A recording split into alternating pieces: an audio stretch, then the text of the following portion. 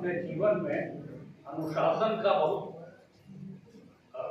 कड़ा पालन करता था, कड़े रूप में। कोई धमतरी के शायद कुलदीप जी थे, तो किसी से बात कर रहे थे तो बोल रहे थे कि देशमुख सर जब कॉलेज में चलते थे तो बच्चे रास्ता छोड़ देते।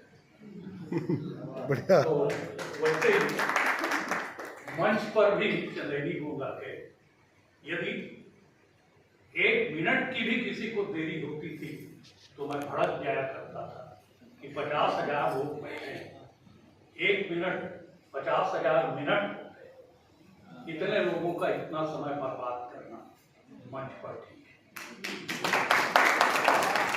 तो मैं तो आप सबसे पहला जो मुझको अपील करता है वो आपका अनुशासन। मतलब कोई कार्यक्रम होता है तो मंच से कहना पड़ता है कि मोबाइल बंद करें। ये कार्यक्रम चल रहा है, लगभग 12 बजे से हम लोग यहाँ बैठे हैं, किसी एक का भी माइक नहीं बज रहा। जिंदगी में पहली बार मैंने देखा, एनसीसी की बात को छोड़ देता हूं, जब मैं था कि हम लोग जब आरडीसी की परेड में दिल्ली में होते थे तो सवेरे लात मार के उठाए जाते थे 4 बजे, उतने ठंड में उठने की हिम्मत नहीं होती, और चाय का मग लेकर ऐसा लाइन लगा के चाय पीते, लाइन लगा के खाना खाते। उसके बाद आज दूसरी बार मैंने देखा डाइनिंग हॉल में कि लोग लाइन से, बफे में लाइन से खाना लेने जा रहे। 1-2 लोग आए, मैं भी लाइन में लगा था, मुझको लाइन से नहीं, आप चलिए, आप साथ आइए। मैंने कहा डिसिप्लिन नहीं तोड़, मगर अरुण आया, हाथ पकड़ के ले गए, तोड़वा। तो बहुत अच्छा लगता है, मन को आता है यहाँ आना। मैं 5 घंटे किसी कार्यक्रम में नहीं बैठता, मगर आज मैं बैठा, और जिस कारण मुझको बुलाया जाता है, ये बहुत अपने समय से बड़े अच्छे उद्घोषक थे। ऊपर वाले ने मुझको उसकी सजा दी कि मेरी आवाज ही थी, मेरे वोकल कार्ड में वो परेशानी आ गई। कभी आपने सोचा है, आप सब छत्तीसगढ़ी में लिखते हैं, इतनी किताबों का विमोचन हुआ, ये छत्तीसगढ़ी में लिखने की प्रवृत्ति छत्तीसगढ़ में कैसे पैदा हुई?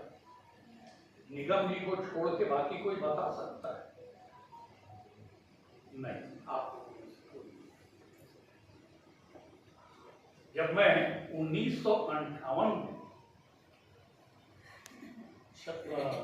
दुर्ग गवर्नमेंट स्कूल में एडमिशन लिया 6वीं, तो वहां उस समय परंपरा थी, पूरे गणेशोत्सव को पूरा मनाया जाता था, तो उसमें कवि सम्मेलन होता था। तो उस समय जो कवि थे छत्तीसगढ़ी के, मुख्य रूप से 2 ही प्रसिद्ध कवि थे, एक कोदूराम जी दलित और दानेश्वर शर्मा। और ये दोनों जब छत्तीसगढ़ी में कविता पढ़ते थे तो टैगोर हॉल में जो बच्चे बैठे रहते थे वो उठ कर छत्तीसगढ़ी में कविता पढ़ा। ये आलम था उस दौर में।